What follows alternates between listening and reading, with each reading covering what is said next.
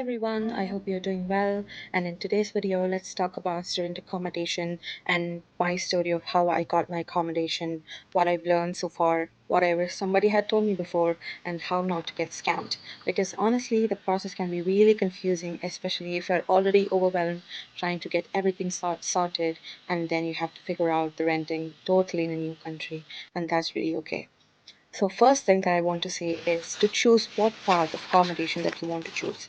First thing is you either choose between a student accommodation or a private let. So when I was applying, most of the uni halls were already full, and I also kind of like the idea of having my own space, so I now live in a private let. But if you're opting for a university hall, make sure that you try to apply as soon as possible before the deadline to secure your spot. And so when I started looking for a private let, things really got interesting. Now I'm gonna tell you guys about the story of how I almost got scammed and how it can happen. So first, I found this flat that looked really perfect in a very decent location. The photos look really clean, lovely, and the landlord seemed really super nice in emails. He even threw in things like, "I'll hold the flat for you if you pay the deposit soon." And yeah, you probably know where this is going at this point because as soon as we pay the deposit, they'll disappear with no flat, no keys, and just poof. And the worst part is that this is really common, especially with international students, as these scams are really calculated as they use real listings, copy legit ones, and play on your anxiety and ask for money even before you arrive to the country. So you have to really be careful. Here are top tips that you have to know when you try to hunt your flat down in Scotland. First is always check the Scottish landlord registration number because every legit landlord in Scotland has to be registered. So you can go to the website down below and ask the landlord for their registration number to make sure that you can double check it. And if they hesitate or make excuses, that's a red flag.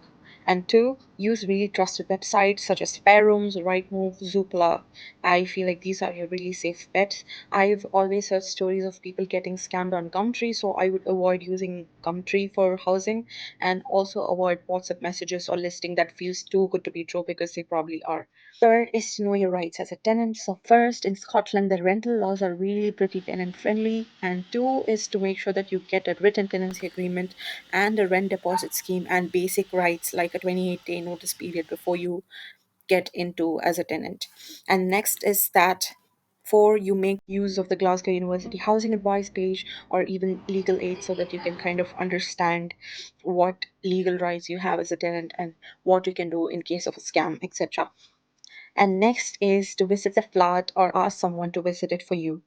Try not to pay anything before you're viewing your flat because if you're abroad, it's really likely that they'll try to scam you even before you can kind of view the apartment. So make sure that you ask a friend or even a student group to kind of help you view the accommodation, or you can even try to kind of make an online appointment to make a WhatsApp call, video call to kind of view your place and in the city. So Glasgow's got a really big variety of different places where students usually kind of accommodate themselves. So you can look into places like the West End, which is like Hillhead, Kelvin Bridge, etc. And you have the South Side where you have like Shawlands and stuff, and up in the north you have Maryhill, etc. So think about where you want to locate yourself, if it's close to the uni, if there are any grocery shops, how safe it feels. And the best tip is that Google Street View can really be your best friend. So make sure that you actually check if the house is real and it's right there. And now I'm going to talk about where I'm living now and what finally has worked for me. So, absolutely, after a lot of failed viewings, mild breakdowns, and like a lot of calls back home, I found my private let through Spare Rooms and I spoke or contacted the owner directly. So, there was no registered agency involved. I also viewed it in person after I came to Glasgow and checked the landlord registration number and made sure my deposit went into a proper rent deposit scheme.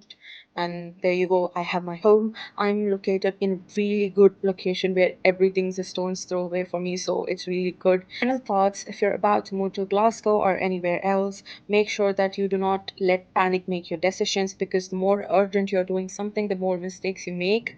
Next is to take time, trust your instincts, and double check everything. And third is to ask questions if something's being like very weird about the paperwork, and that's your sign. And four is you deserve to feel really safe and comfortable in your space. So make sure that you tick all the boxes before you pay a deposit or secure a place here. So good luck with your flat hunt and take care of yourself.